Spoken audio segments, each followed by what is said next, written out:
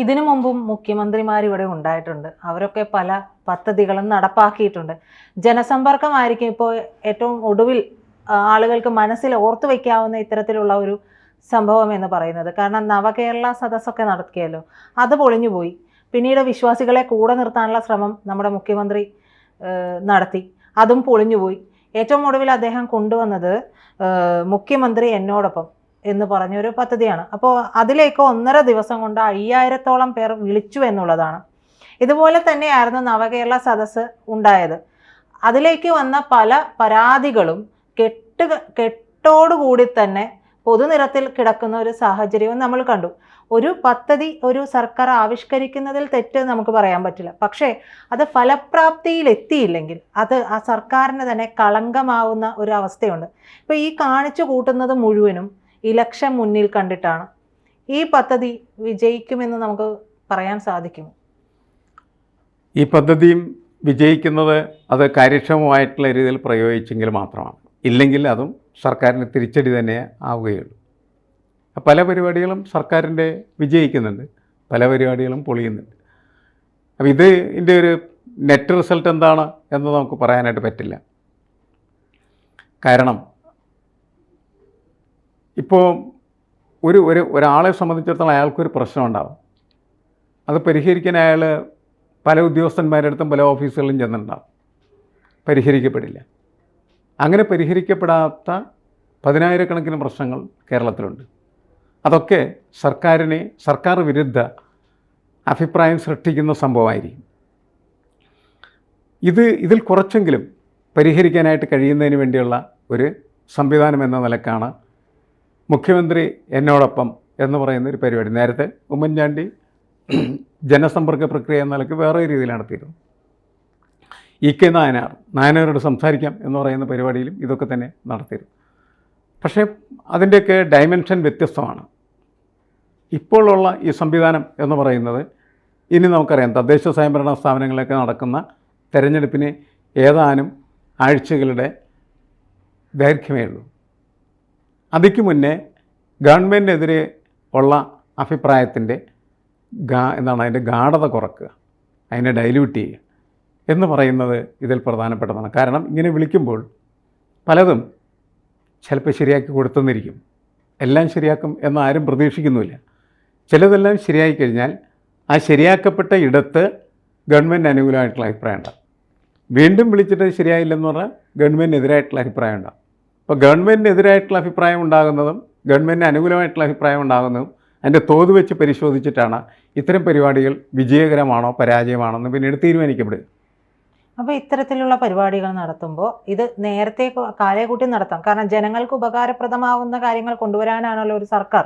അപ്പോൾ ഈ സർക്കാർ എന്ന് പറയുന്നത് ഏറ്റവും ഒടുവിൽ നമുക്കറിയാം ശബരിമലയിൽ ആഗോള അയ്യപ്പ ഭക്തജന സംഗമം എന്ന് പറയുന്ന ഒരു സംഭവം നടത്തിയത്. അത് സത്യത്തിൽ വിശ്വാസികളെ ചേർത്ത് നിർത്തുന്നതിന് പകരം വിശ്വാസികൾ ഉൾപ്പെടെയുള്ള ഒരു വിഭാഗം വലിയ വോട്ടർമാർ അകന്നു പോകുന്നതിനാണ് സാഹചര്യം ഒരുക്കിയിട്ടുള്ളത്. ഈ സർക്കാർ ചെയ്തു വെച്ചിട്ടുള്ള പ്രവർത്തികൾ അനുസരിച്ച് കഴിഞ്ഞ തിരഞ്ഞെടുപ്പിൽ എന്ന് പറയുന്നത് ബൂത്തുകളിൽ പോലും വലിയ തോതിൽ CPM-ന് വോട്ട് കുറയുന്ന അല്ലെങ്കിൽ LDF-ന് വോട്ട് കുറയുന്ന ഒരു രീതിയിലേക്ക് പോയിട്ടുണ്ട്. അപ്പോൾ തദ്ദേശം വരുമ്പോൾ തദ്ദേശത്തിൽ ഈ പറയുന്ന ഈ പോയ വോട്ട് പിടിക്കുക എന്നുള്ള കാര്യം കൂടി നിലനിൽക്കുന്നുണ്ട്. പക്ഷെ തദ്ദേശത്തിൽ ക്ലച്ച് പിടിക്കില്ല CPM എന്നൊക്കെ പറയുന്നുണ്ട്. അങ്ങനെ ഒരു അവസ്ഥ CPM-ന് നിലവിലുണ്ടോ? അല്ല, അതൊന്നും നമുക്ക് പ്രവചിക്കാൻ പറ്റുന്ന കാര്യങ്ങളല്ല. എനിക്കൊന്ന് നിയമസഭാ തെരഞ്ഞെടുപ്പിനെ കുറിച്ച് കുറച്ചും കൂടി നമുക്ക് എന്ത് ചെയ്യാൻ പറ്റും, പ്രവചിക്കാനായിട്ടുള്ള സാധ്യത കൂടുതലാണ്. അല്ലെങ്കിൽ ജനങ്ങളുടെ ഇടയിലുള്ള അഭിപ്രായം പ്രിയതയും അപ്രിയതയും കുറേ കൂടി വിലയിരുത്തിയിട്ട് നമുക്ക് അതിലൊരു പ്രവചനം വേണമെങ്കിൽ നടത്താം. പക്ഷെ അതിനേക്കാളൊക്കെ ദുഷ്കരമാണ് തദ്ദേശ സ്വയംഭരണ സ്ഥാപനങ്ങളെ നടക്കുന്ന തിരഞ്ഞെടുപ്പ്. ഒന്ന്, അതിന് പൊതുവായിട്ടുള്ളൊരു രാഷ്ട്രീയ അജണ്ട എന്ന് പറയുന്നത് കുറവായിരിക്കും. 2, അത് കൂടുതൽ വ്യക്തി കേന്ദ്രീകൃതമാവും. 3, അതാത് പ്രദേശത്ത് ജീവിക്കുന്നതായ മനുഷ്യരുടെ ഇടയിൽ ഏറ്റവും നന്നായിട്ട് പരിചയമുള്ള വ്യക്തികൾ, അവരുടെ സ്വാധീനം അതിനകത്ത് ഏറ്റവും പ്രകടമായിരിക്കും. ഇത് പൊളിറ്റിക്കൽ പാർട്ടികളെ കേന്ദ്രീകരിച്ച് നടക്കുന്ന ഒരു പ്രക്രിയ അല്ല. പൊളിറ്റിക്കൽ പാർട്ടികൾ ഈ സംവിധാനങ്ങളെയൊക്കെ കണ്ടെത്തി എങ്ങനെ ഫലപ്രദമായിട്ട് ഉപയോഗിക്കുന്നു അതിൻ്റെ അടിസ്ഥാനത്തിലാണ് അവർ വിജയം നേടുന്നത്. ഒരു വാർഡിൽ ചിലപ്പോൾ കോൺഗ്രസ് ജയിച്ചുകൊണ്ടിരിക്കുന്ന ഒരു വാർഡാണ് തന്നെ, അവിടെ കുറേ നാളുകളായിട്ട് നടത്തിക്കൊണ്ടിരിക്കുന്ന ഈ റൂട്ട് തലം, അതായത് നമ്മൾ ഈ ഗ്രൗണ്ട് തലം എന്നൊക്കെ വിശേഷിപ്പിക്കുന്ന തലത്തിൽ ഏറ്റവും താഴെ തട്ടിൽ കുറേ നാളുകളായിട്ട് അങ്ങനെ പ്രവർത്തനം നടത്തി മറ്റൊരാളെ സ്ഥാനാർത്ഥിയായിട്ട് കൊണ്ടുവരാൻ കഴിയുകയും അയാൾക്ക് ജനസമ്മതി കൂടുതലാണെങ്കിൽ അയാൾ ജയിക്കും. പക്ഷേ അയാൾ ജയിച്ചു കഴിയുമ്പോൾ അത് CPM-ൻ്റെ വിജയമായിട്ടോ അല്ലെങ്കിൽ കോൺഗ്രസിൻ്റെ വിജയമായിട്ടോ നമുക്ക് അല്ലെങ്കിൽ BJP-യുടെ വിജയമായിട്ടോ നമുക്ക് ചിത്രീകരിക്കുന്നതിൽ അർത്ഥമില്ല എന്നാണ് എനിക്ക് തോന്നുന്നത്. കാരണം അതിൽ വളരെ കൂടുതൽ ഈ സ്ഥാനാർത്ഥിയുടെ വ്യക്തിപരമായിട്ടുള്ള കഴിവും കുടുംബ ബന്ധങ്ങളും, ചില സ്ഥാനാർത്ഥികൾക്കൊക്കെ ഒരു പ്രദേശത്ത് തന്നെ നിരവധി ബന്ധുക്കൾ താമസിക്കുന്നുണ്ട്. അപ്പോൾ അവർക്ക് അവരുടെ ആ കുടുംബത്തിൽ നിന്ന് ലഭിക്കുന്ന വോട്ടെന്ന് പറയുന്നത് ഇതിൽ നിർണായകമായിട്ട് വരും. അതുപോലെ ഇപ്പോൾ നമുക്ക് അറിയാം, ഈ ആശാവർക്കർമാർ എന്ന് പറയുന്നത് എല്ലാ വീട്ടിലും എല്ലാ ദിവസമൊക്കെ ചെല്ലുന്നവരുണ്ട്. വളരെ നല്ല രീതിയിൽ പെരുമാറുന്ന ആശാവർക്കർമാരാണെങ്കിൽ അവർ ഏത് പാർട്ടിയുടെ ലെവലിൽ നിന്നാലും അവരൊക്കെ ജയിക്കുന്ന കാഴ്ചയാണ് നമ്മൾ കഴിഞ്ഞ തിരഞ്ഞെടുപ്പ് കാലത്തൊക്കെ മനസ്സിലാക്കിയിട്ടുള്ളത്. അപ്പം ഇങ്ങനെയുള്ള ആളുകളെ കണ്ടെത്തി കൃത്യമായിട്ട് പുട്ടപ്പ് ചെയ്തതിനിടയിൽ ഒരു രാഷ്ട്രീയ പാർട്ടിക്ക് തദ്ദേശ സ്വയംഭരണ സ്ഥാപനങ്ങളിലെ തിരഞ്ഞെടുപ്പിൽ വിജയിക്കാൻ കഴിയും. അവിടെ CPM വിജയിക്കില്ല എന്ന് നമുക്ക് പറയാൻ പറ്റില്ല. കാരണം കോൺഗ്രസിനേക്കാൾ അല്ലെങ്കിൽ BJP-യേക്കാൾ കൂടുതൽ സംഘടനാപരമായിട്ടുള്ള സാധ്യതകൾ യൂട്ടിലൈസ് ചെയ്യുന്നത് CPM-ആണ്. അതുകൊണ്ട് CPM-ന് അവിടെ സാധ്യത കൂടുതലാണ്. പക്ഷേ അതുകൊണ്ട് അവർ ജയിക്കുമെന്നോ അവർ സമ്പൂർണ്ണമായിട്ട് ഇല്ലാതാവുമെന്നോ പറയുന്നതിൽ അർത്ഥമില്ല. കാരണം ഓരോ സ്ഥലത്തുമുള്ള സൂക്ഷ്മ രാഷ്ട്രീയ സാഹചര്യങ്ങൾ അതിൽ പ്രധാനപ്പെട്ട ഒരു പങ്ക് വഹിക്കുന്നുണ്ടാകും. പൊതുവായിട്ടുള്ള രാഷ്ട്രീയമല്ല അതിൽ കൂടുതലായിട്ട് കടന്നു വരിക. അതുകൊണ്ട് സർക്കാർ ചെയ്യുന്ന പ്രക്രിയ എന്ന് പറയുന്നത് അവർക്കെതിരായിട്ട് ഉയർന്നു വരുന്ന അഭിപ്രായങ്ങളെ ഡൈല്യൂട്ട് ചെയ്യുക എന്ന് പറയുന്ന പ്രോസസ്സാണ്. ആഗോള ഈ പ്രസംഗമായി കഴിഞ്ഞാലും അമൃതാനന്ദമയുടെ അടുത്ത് പോയതായാലും ഒക്കെ അവർ ചെയ്തുകൊണ്ടിരിക്കുന്ന ഒരു പ്രക്രിയ അതാണ്. അത് പെട്ടെന്ന് നമുക്ക് തോന്നും അവരുടെ പാളിപ്പോയെന്ന്. എന്നാൽ നമ്മൾ സൂക്ഷ്മതലങ്ങളിൽ പരിശോധിക്കുമ്പോൾ അവരുദ്ദേശിച്ച ചില കാര്യങ്ങളൊക്കെ ചിലപ്പോൾ അതിനകത്ത് നിർവഹിക്കപ്പെട്ടിട്ടുണ്ടാകും. അവരുടെ തന്നെ പ്രത്യയശാസ്ത്ര നിലപാടുകൾ ഉപേക്ഷിച്ചുകൊണ്ടാണ് ഇതെല്ലാം അവർ ചെയ്യുന്നത്. അപ്പോൾ അങ്ങനെ അവർ ചെയ്യുമ്പോൾ അവർ കരുതുന്നത് എന്താണെന്ന് വെച്ച് കഴിഞ്ഞാൽ പ്രത്യയശാസ്ത്രത്തിൽ ചില പോരായ്മകൾ ഉണ്ടെങ്കിലും ഈ സോഷ്യൽ എഞ്ചിനീയറിങ് അതിൽ കുറച്ചും കൂടി മെച്ചമുണ്ടാക്കാനായിട്ട് കഴിഞ്ഞിട്ടുണ്ട് എന്ന് ചിലപ്പോൾ അവർ കരുതിയിട്ടുണ്ടാകാം. ഇതൊക്കെ അവരുടെ കാഴ്ചപ്പാടുകളാണ്. ആ കാഴ്ചപ്പാടിൻ്റെ അടിസ്ഥാനത്തിൽ അവരിങ്ങനെ നിരന്തരമായിട്ട് പലതരം പ്രവർത്തനങ്ങൾ നടത്തി മുന്നോട്ട് പോകുന്നു. പലതും പൊളിയുന്നു, പലതും അവർ വിചാരിക്കുന്ന രീതിയിൽ ചിലപ്പോൾ നടക്കുന്നുമുണ്ടാകാം. ഇതിൻ്റെയൊക്കെ ഒരു നെറ്റ് റിസൾട്ടായിട്ടായിരിക്കും മിക്കവാറും നമ്മുടെ തദ്ദേശ സ്വയംഭരണ സ്ഥാപനങ്ങളിലെ ഈ ബാഹ്യ പൊതു അഭിപ്രായ രൂപീകരണ പ്രക്രിയ എന്ന് പറയുന്നത്.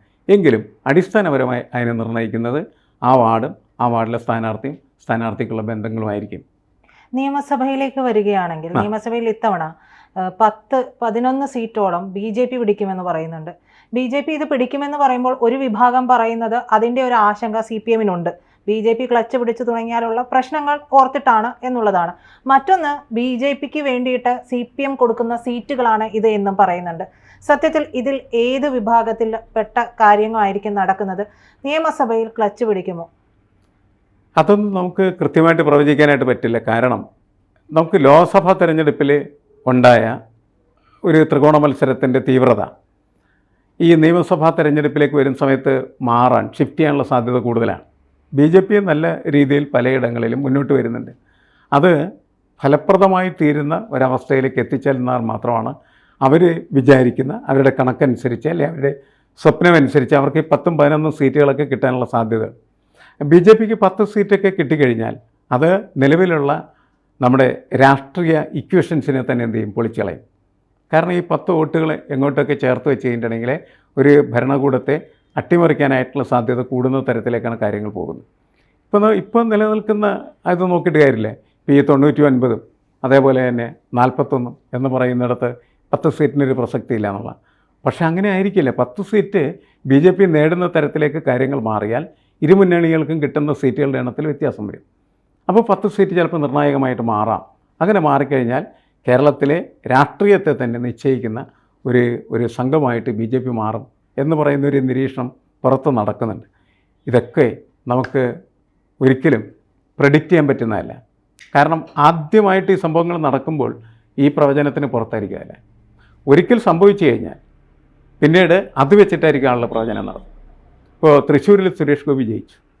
വീണ്ടും അടുത്ത തവണ സുരേഷ് ഗോപി ജയിക്കും എന്ന് പറയാൻ പറ്റുന്ന തരത്തിലേക്ക് അവിടുത്തെ ഒരു രാഷ്ട്രീയ ഭൂമിക മാറി എന്ന് നമുക്ക് പറയാൻ പറ്റില്ല.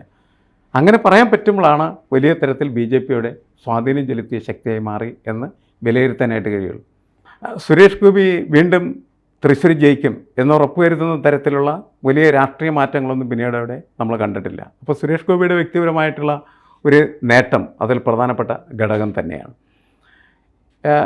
എന്നാൽ നമുക്കറിയാം, കഴിഞ്ഞ ലോക്സഭാ തെരഞ്ഞെടുപ്പിൽ പലയിടങ്ങളിലും BJPയും അതേപോലെ കോൺഗ്രസും CPMും ഒക്കെ ഏതാണ്ട് അടുത്തടുത്ത് മത്സരിക്കുന്ന രീതിയിലേക്ക് എത്തിയിരിക്കുന്നു. BJP പല സ്ഥലത്തും 2ാം സ്ഥാനത്തുണ്ട്. 3ാം സ്ഥാനത്തായ സ്ഥലത്ത് പോലും ഈ 2ഉം 3ഉം സ്ഥാനങ്ങൾ തമ്മിലുള്ള വോട്ട് വ്യത്യാസം വളരെ കുറവാണ്. അപ്പോൾ നമ്മൾ അതൊക്കെ വിലയിരുത്തുന്ന സമയത്ത് നമുക്ക് തോന്നുക എന്താണെന്ന് വെച്ച് കഴിഞ്ഞാൽ, ഒന്ന് ആഞ്ഞു പിടിച്ചാൽ ഈ 2ാം സ്ഥാനത്ത് വന്ന സ്ഥലത്തൊക്കെ 1ാം സ്ഥാനത്ത് ആയിക്കൂടെ എന്നുള്ള ചോദ്യമുണ്ട്.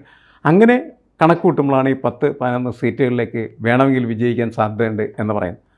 പൊതുവായ ഒരു രാഷ്ട്രീയം എന്ന് പറയുന്നത് BJPക്ക് കൂടുതൽ അനുകൂലമാകുന്ന ഒരു സാഹചര്യം ഉണ്ടാകുമ്പോഴാണ് BJP ജയിക്കുകയും അതേപോലെ തന്നെ BJP അല്ലെങ്കിൽ പിന്നെ CPM എന്ന നിലയ്ക്ക് വന്നത്. എന്ന് വെച്ചാൽ ഈ ഭരണവിരുദ്ധ വികാരത്തെ 2ആയിട്ട് സ്പ്ലിറ്റ് ചെയ്ത് അതിൻ്റെ ഒരു മേജർ പോർഷൻ BJP കൊണ്ടുപോകുമ്പോൾ അതിൻ്റെ ഗുണം കിട്ടുന്ന BJPക്കാണ്, അത് ദോഷമാകുന്നത് കോൺഗ്രസിനുമായിരിക്കും എന്നുള്ളതാണ്.